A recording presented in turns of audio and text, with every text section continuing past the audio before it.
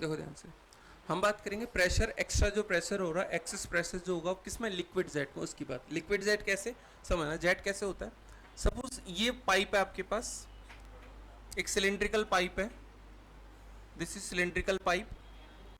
ये पाइप से हम एक नोजल कनेक्ट करेंगे, पाइप से क्या करते हैं, नोजल कनेक्ट। ये मेरा पाइप है, cylindrical pipe, this is my cylindrical pipe, this is nozzle. जो आगे टेपर्ड क्रॉस सेक्शन फिक्स होता है किसी पाइप से, इसको क्या बोलते हैं, नोजल। ये नोजल है, नोजल से जो वाटर निकलेगा कुछ इस फॉर्मेट में, देखो जो वाटर निकलेगा कुछ ऐसे, देखो ध्यान से, ऐसे ये जो ये निकल रहा है इसको बोलते हैं जेट। जो पानी निकलता है, जो फ्लो ऑफ वाटर है, इसको क्या बोलते हैं, जेट। ये जेट है, जेट से धुलाई कराते हो आप बाइक वगैरह, तो ये जेट है।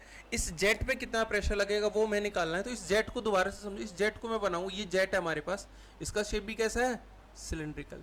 कैसा है, सिलेंड्रिकल। इसी जेट को मैं दोबारा बड़ा करके बना रहा हूँ, यहाँ देखिएगा। लेट सपोज हमारे पास ये है जेट, ऐसे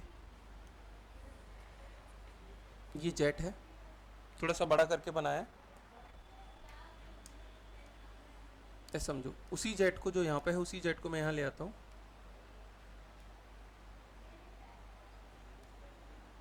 ये है। अब मैं इसको अगर बीच में से कट करूंगा तो क्या होगा, अगर मैं इसको बीच में से ऐसे कट करूं इस जेट को, तो दो पोर्शन में आएगा। कैसे कैसे पोर्शन आएगा वो देखो, सर दो पोर्शन हमें मिलेंगे, एक ये वाला, देखो ऐसे, नीचे वाला ये बॉटम पोर्शन, ये पोर्शन मिलेगा एक, ऐसे कट करोगे तो ये पोर्शन मिलेगा बीच वाला, नीचे वाला। तो अगर इसको हम कट करते हैं तो कुछ ऐसा पोर्शन हमें मिलेगा,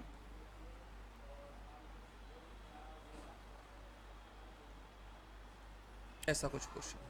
ये विजुलाइज हुआ, सिर्फ बॉटम हाफ बना रहा हूँ, ऐसे इसके ऊपर होगा आधा portion, upper half and bottom half. ध्यान सुनना सर, अगर इस जेट को देखोगे तो अगर इस जेट में जो पानी है पूरा पानी से भरा हुआ है, ये जेट, जो जेट है वो हमारा किससे भरा हुआ है, ये पानी से भरा हुआ है पूरा। क्या है इसमें, वाटर है ना, वाटर सरफेस है। तो मेरे को इंटरफेस सिर्फ ये मिलेगा और ये वाला इंटरफेस मिलेगा। कितना मिलेगा, ये वाला इंटरफेस। जनरली क्या होता है, जो इसकी लेंथ होती है इसको मैं एल बोल दे रहे हैं, और डायमीटर को स्मॉल डी बोल दे रहे हैं, डायमीटर को स्मॉल डी, लेंथ और स्मॉल डी। अगर मैं इस पर बात करूं तो इस पर सरफेस टेंशन फोर्स ऊपर लगेगा, जो ये सरफेस है, जो लेंथ है, इस पर क्या लगेगा, surface tension force, that is sigma, sigma sigma ये लगेगा। सरफेस टेंशन इसको दूर होने से बचाएगा, और जो इनसाइड प्रेशर है दैट इज प्रेशर पी, जो इसके अंदर प्रेशर लगेगा दैट इज डेल्टा पी, वो डेल्टा पी क्या करेगा, इसको अलग करने की कोशिश करेगा, और सरफेस टेंशन इसको इकट्ठा करने की कोशिश करेगा। तो अंडर इक्विलिब्रियम क्या कंडीशन आती है सर, अंडर इक्विलिब्रियम हमें इक्वेशन आती है हमारी कितनी, ध्यान सुनो sir, under equilibrium pressure force should be equals to surface tension force. Pressure force कितना होगा, प्रेशर इनटू एरिया। सब एरिया कौन सा है सर, ये हमारी लेंथ है और ये डायमीटर है। भाई इसको ओपन किया, ये हमारी लेंथ थी यहाँ से लेके यहाँ तक, और इसका डायमीटर। तो अगर मैं कट करूँगा तो ये वाला एरिया कितना मिलेगा, ऐसे करके जो ये वाला एरिया मिलेगा, सॉरी जो ये वाला एरिया मिलेगा कितना मिलेगा, रेक्टेंगल मिलेगा ना, लेंथ इनटू डायमीटर। तो हमारे पास एरिया आ जाएगा delta P two length into diameter equals to surface tension force कितना होगा, sigma into L, sigma into L. L मतलब लाइन, जो हमारी जिस लाइन पे सरफेस टेंशन लग रहा है किस पे लगेगा सर, ये लाइन है एक तो ये लाइन है सरफेस टेंशन के लिए, कलर चेंज करता हूँ देखो ध्यान से, एक तो ये लाइन है और ये लाइन है। बोलो सर ये भी तो लाइन है और ये वाली, ये दोनों भी तो लाइन है, but as compared to diameter, as compared to the length, जो डायमीटर होगा वो बहुत छोटा होगा। लेंथ के कंपैरिजन में जो डायमीटर है वो बहुत छोटा है, तो इस वाली लेंथ को हम सरफेस टेंशन कैलकुलेट कर सकते, नेगलेक्ट कर सकते हैं।